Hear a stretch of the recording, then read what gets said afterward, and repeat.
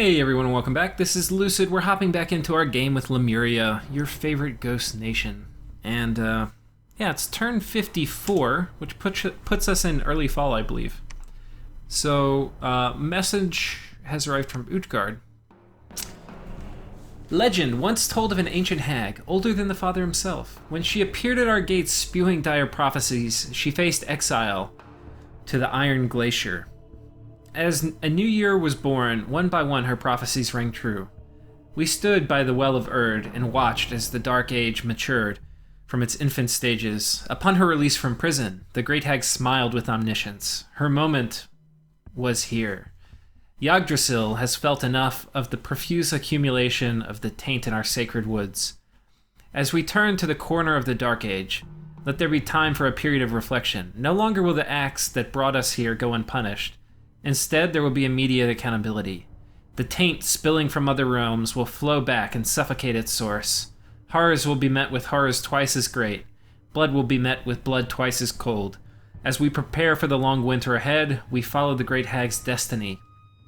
To cleanse Pelor once and for all. Only then can we restore time back to her original state of harmony. The Keepers of Yggdrasil. Okay, so that was a message from Utgard, which seems to be announcing a dire portent, which is, let's see. Into the void, they find eyes of the void gazing back at them. Yeah, so it looks like arcane corruption is up. And it seems that Utgard has cast it. Which is not great. So that is announced first by a horror attacking one of our very friendly, but unfortunately horror marked Grand Lemurs. Now, this is actually kind of one of the worst horrors to attack you, because he has an astral claw, which will give you more horror marks. If you get like a gore tide, you'll die, but it's probably not going to horror mark you upon passing. Let's actually see what he hits me with.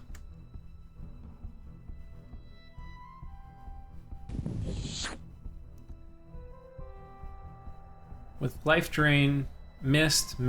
Okay, so we survived. It looks like we got hit by life drain, but not by horror mark.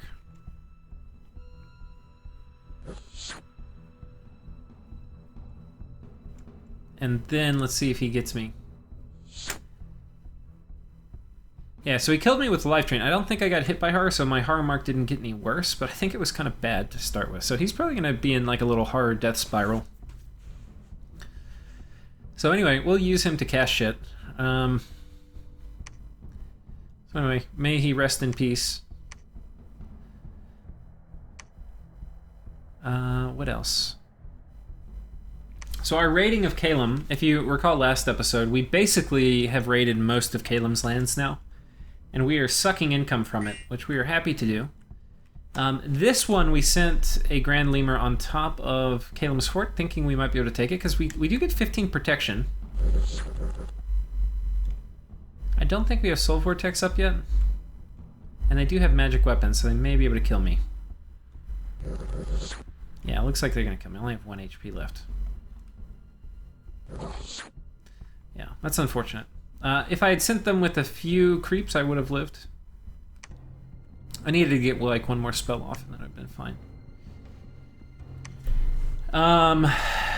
We're moving our big army in on top of this fort, and they've got some PD, so we're going to go about killing it. Did not trigger gym usage, but it seems we lost a fair number of troops. We lost 30 troops and a Shadow Tribune. So, not perfect, but nothing to cry about. And we raided here with our one-armed Wraith Lord. I think he has some other nice afflictions now too. He's really been racking them up. Never healing wound, diseased, and lost an arm. Very nice.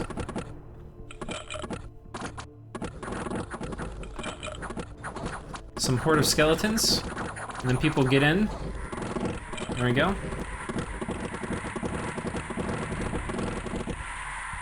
and then they run with a little terror spamming.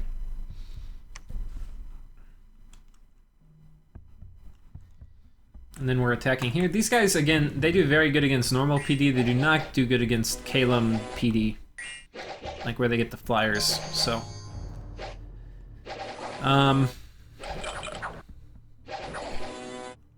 Anyway, we're successful there. So more Caelum provinces. It doesn't seem Caelum tried to counterattack, so he may have kind of resigned to his fate. This is a kind of cool event. We got a Stalker, which I can definitely put to use, especially with that gear I got off of that last battle with Caelum, because I don't have construction, so I can't forge cool gear for him, but... oh, that sucks. We lost some of our PD.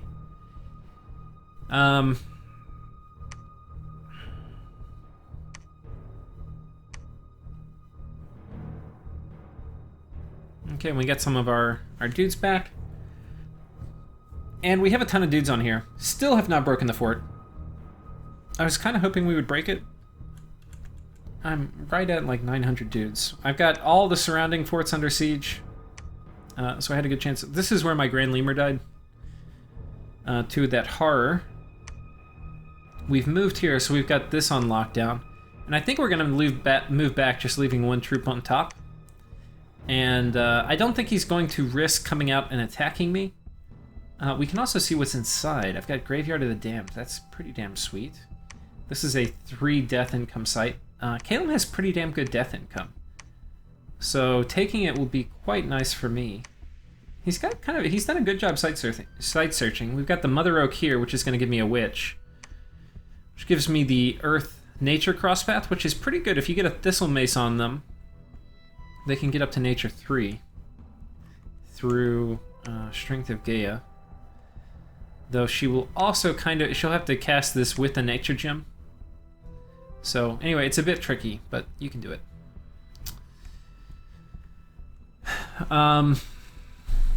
But I don't have any construction, so that's not really in the cards yet, but maybe that will come out later in the game.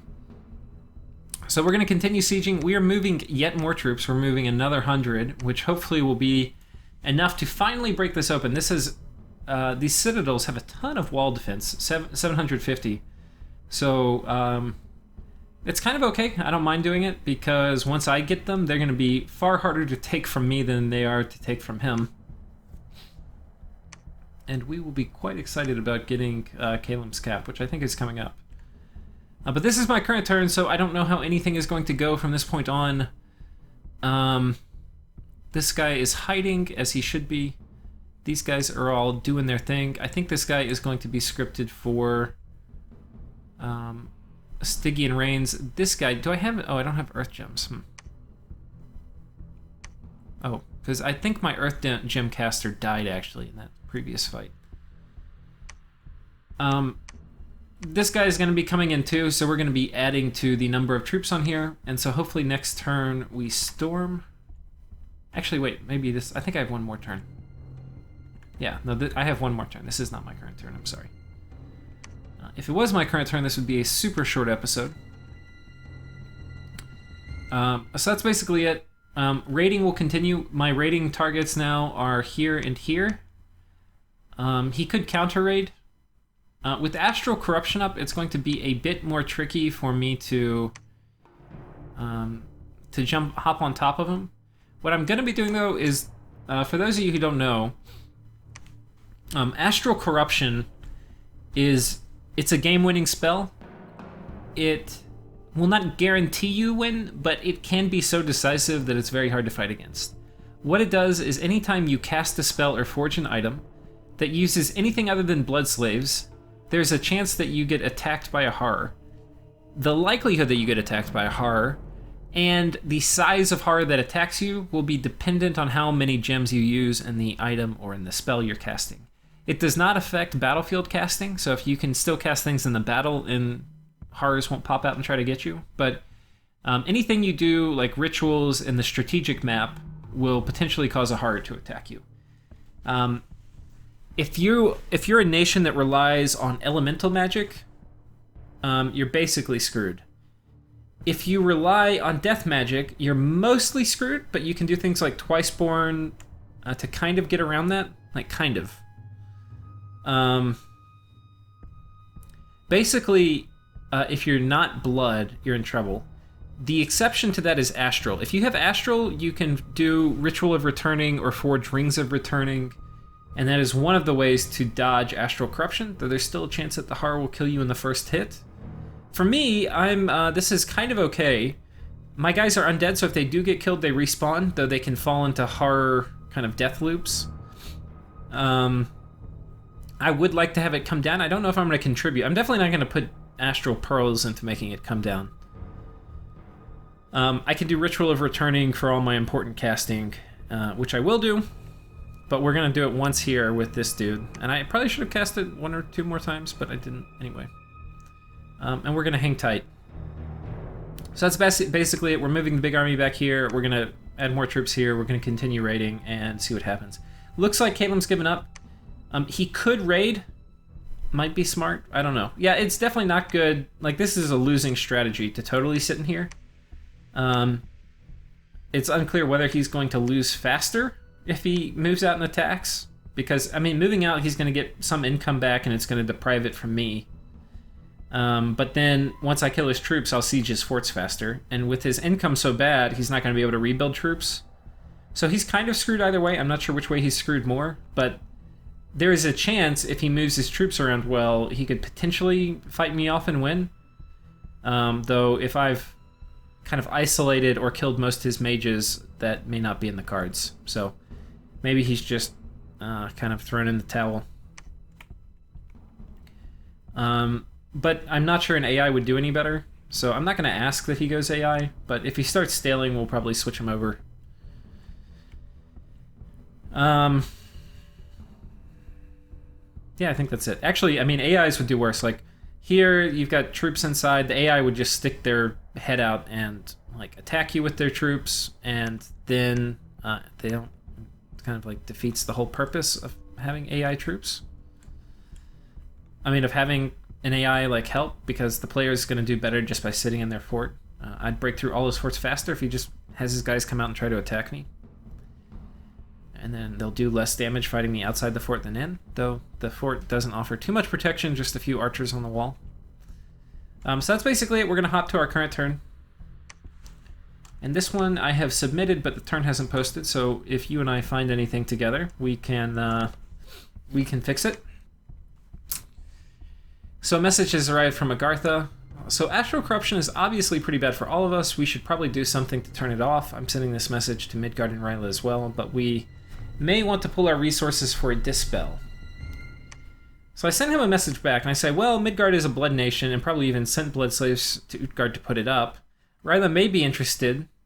I've tried to fight astral corruption with pearls via dispel before, and it's a total waste. Blood slaves are just too plentiful. For all we know, he put 500 slaves in there. The best way to take it down is to kill the caster, which it seems you and Ryla are already working on, since they actually attacked him last turn. And I don't think I had vision of it, but I heard it through diplomacy. If you have any details about the caster, I might be able to chip in with an assassination or something, though Ryla is the master of assassinations. So the easiest way to kill it is probably mass.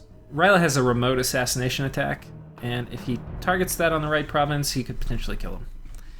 So we can see Utgard is being sieged here by a rather large Abyssian army. I mean, Agarthan army, so we're going to watch that. I don't have a scout here to watch this. I would like to, but we're going to miss that battle. He's got a huge troop here, which I assume is going to deal with Ryla, though I don't know exactly how or where. But Utgard seems to be kind of on the defensive, which is a losing strategy. If you're on the defensive, you need to find a way to get on the offensive. The good news is we finally broke through this fort. Well, let's do the events. We cast Ritual of Returning, but unfortunately that attracted the attention of a horror. And because of that, we are going to get smacked around by these guys. I don't think these guys... Yeah. They can weaken you, but they're not going to... Actually, let's check. What's my strength? Is 15? Yeah. We resisted the permanent... I think this is a permanent weakness if you get hit by. But anyway, he's dead, which is unfortunate. When you cast Ritual of Returning, there is a chance you get attacked by a horror, but because it's only 3 gems, it's actually a pretty low chance. It's probably like 1 or 2 in 5. So the odds are you won't get attacked, but this is kind of what you have to do with Astral Corruption up if you want to cast spells.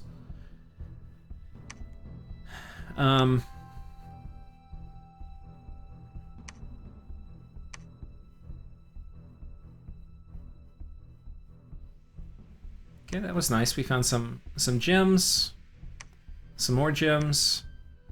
Not bad. There's a battle in Raspberry Wood, so it looks like here. Well, let's check this out. Vine men are attacking a province. So there's a bunch of Vine Ogre and Vine men coming in here. Now I've got 1 PD, so they're gonna kill it. Okay, so importantly, the real thing is we need to eat Caelum quickly before we get attacked. So Freya has been breached. We can storm it any time now. We're going to storm it this turn. Caelum's unharmed. In Marine is repairing it faster. And then Khazad-dûr, the walls are lightly damaged. So really we have 1 fort we've taken, but the rest are going to take a long-ass time to take. Like this one is lightly damaged, which means he probably has a shit ton of troops in there. So we're going to be moving more troops. We're going to be moving this guy with a full swath. And they will make it so it's probably like 3 or 4 turns away. I really should move more. How many do I have here? Okay. We're moving more. I do like having this guy research, but we're going to go ahead and take all these guys and move them. Because really the only reason I needed them there was in case I get attacked.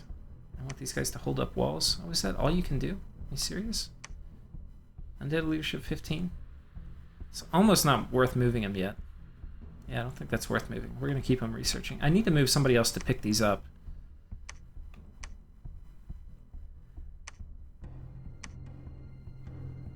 I think we're going to take all these guys.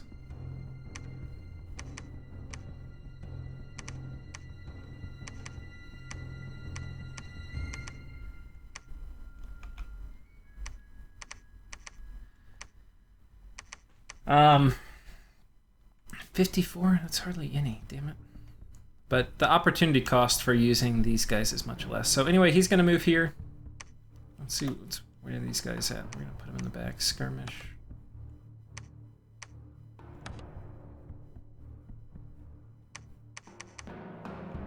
Can we take any more? I really need to take all the guys I can. I'm really not expecting to get attacked yet, so I need to take these forts quickly before that changes, because it will change. Wait, these guys are moving. Okay. We're gonna kind of bring everything here. Eyesore, okay. Let's have you come.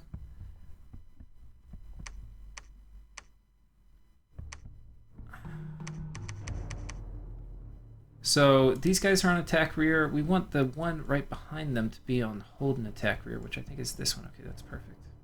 Where's Eyesore? Okay, here you are. Nice. It's like you knew what you're doing. Put these guys up here.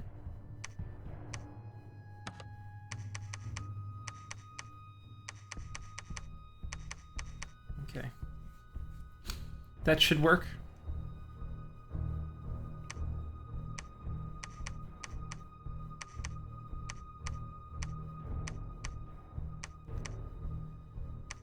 Okay, we'll put this guy here. So this will be enough to kill this in probably like 2 turns. Can we... Actually, you know, I've got a lot of shadows here. We're going to bring all the shadows here. As well as the shadow beasts, who are quite nice. And the shades. Okay, we're out of troops. So the shadows are not as good at sieging. They have 5 strength, so they only do 0.3 versus these guys who do 1. So they're a third as effective. But we're going to bring them anyway. Because this guy will be putting up darkness, so they'll be pretty effective if they do get called into combat. We've also got more. We're gonna bring everybody. We need to get this fort sieged through fast.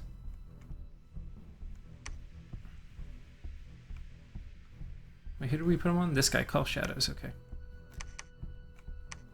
So the two guys we're going to check is Wormlove and Anadel. Okay, we're going to put him back here. Actually, some of these guys we need to make sure they're positioned far forward, actually, because against Caelum, the back is not always the safest.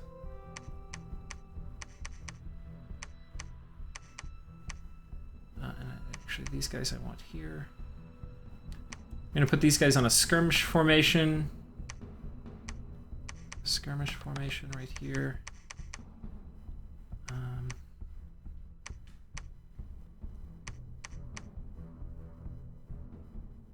Put these guys right here, sparse line, and I think, yeah, this is my other big swath of troops. Now my Grand Lemur, I want to go ahead and give him some guards. Maybe these guys would be good bodyguards. Okay. So that is okay. This is, I wouldn't say this is like the optimal setup here, but it's okay. Where are these guys? Skirmish. We'll put them farther forward. No, we'll put them back here actually.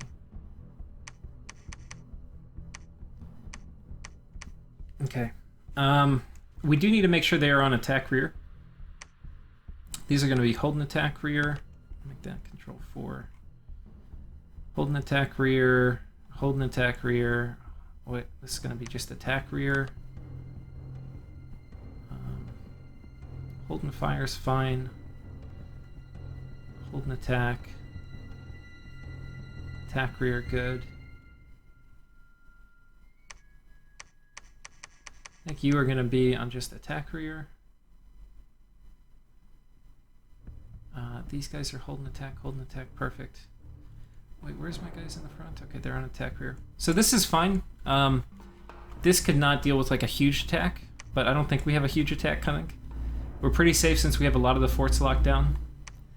The other thing we're doing is we're taking Etimu off. We're going to try to lock down this fort, and I'm going to be moving this consul on. And I think he'll be okay, but maybe not. Oh, I have him scripted wrong from that previous time. I want him to temper flesh. And then Unholy Blessing. And then I want him to attack. Yeah. And actually he can do... I don't know if it's worth giving him an Earth Gem. I don't think it is. That's okay. My scripts here, I'm not doing quite as cool of spells, but I'm doing... and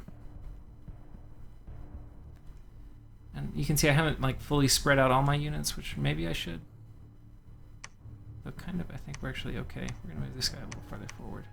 These guys better be on hold and attack. Where's the one at the back? Okay, they're on hold and fire.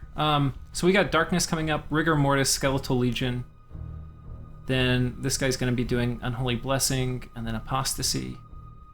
Do I have Anti-Magic coming up? I do. So I've got Anti-Magic, Clouds of Death, Stygian Rains, which will be helpful if he... I still haven't seen... Stygian Rain's actually going to be good this time. I probably should give him a few more Death Gems. Like this, and let's make sure... In case he does a Magic Phase attack. Sorry about that, someone at the door again. Yeah, so this is the army. Wailing Wind's coming out. Stygian Rains, which will be good if they use the Raven Warriors on me.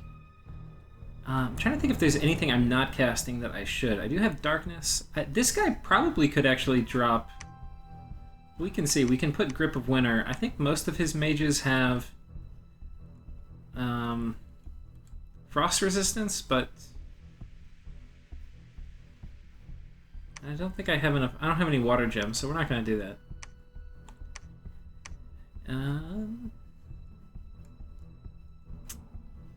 Then back to just Cloud of Death spam. But yeah, I think that worked pretty well. Actually, it might be good for some of these guys to do some Life Drain rather than Cloud of Death. I think he can cast it because he's doing Power of the Spheres first. I think we're looking pretty damn sharp. Pretty damn sharp. So I think we're going to storm the castle. I think there's going to be a shit ton of Raven Guard in there. He can't magic phase attack me, but he could stick his head out of the castle. So actually, because of that, I'm going to go ahead and give him 8. And this guy, I'm going to go ahead and give the rest.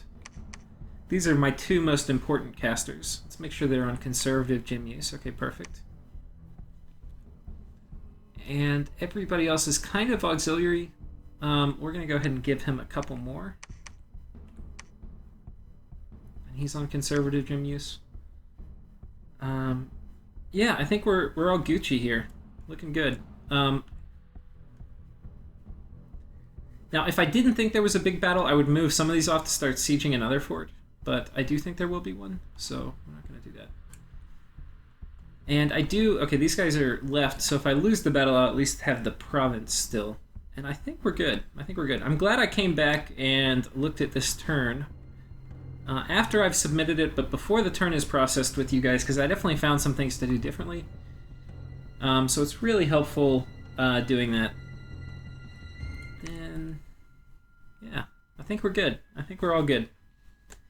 Hopefully this fort, I don't think it will break next turn, but it might break the turn after, especially if I move some of the people on there from here. We'll see. I think that, you know what's, I think will happen though is Caelum is going to, and I probably, who's moving over here? Okay, this guy too. Oh, he's not in a lab. But we're building a lab here because I've got some extra money. And I don't feel safe enough to build them out here yet. Except for here, where I'm going to be keeping nobody, because this guy's moving. Why am I doing that? I don't know. I think this guy needs to hang tight. We'll claim that throne later. It's not really going to do much for us except push the minion, which I kind of like, but I kind of don't. And I don't want to lose this. I've got 2 more months, so we're going to hang tight in case he raids. Anything else? We probably should do some actual PD here. Actually, I could probably bump it all the way up to 20. That would probably be okay. That way, if we have this raiding party come here, I do not want to lose this. And having a little bit of PD on top will be nice once I have my fort up. We'll help catch spies and whatnot. And this guy, his job is now done. There should be a lab inside here, so I will hopefully get that after I take it, and I won't need anybody to shuttle gems, so he's going to come back here and research. And I think we're good. I think we're good. I think we're going to be set up to have a very good turn, though those are famous, famous last words. There's some bad things that could happen, like this guy, he could get killed. But I'm not sure. The other thing is I can keep switching these guys back and forth once they're on top, and he'll never know which one he's fighting. And I think that's it for this turn. Thank you all for watching, and I hope next episode we have a good battle here. Hopefully Caelum has a few tricks left before we steamroll him, but we'll see. But the name of the game here is finishing Caelum quickly. Caelum has really big forts, and I need to take these forts very, very fast. Because I need to finish my war with Caelum before everybody else is done with their war. Like this war with Utgard, I need this to last a really long time. Between Utgard and Agartha and Utgard and Ryla. And I need my war to end very quickly. And if that happens, it will open up tons of options. I can potentially attack one of them, like Ryla, or I can attack the remaining parts of Utgard and grab some more territory that way. And it will also give me more time to fort up Caelum's territory and push my dominion into it. All of those things are things which I need to do. But thank you all for watching, and I will see you guys next episode.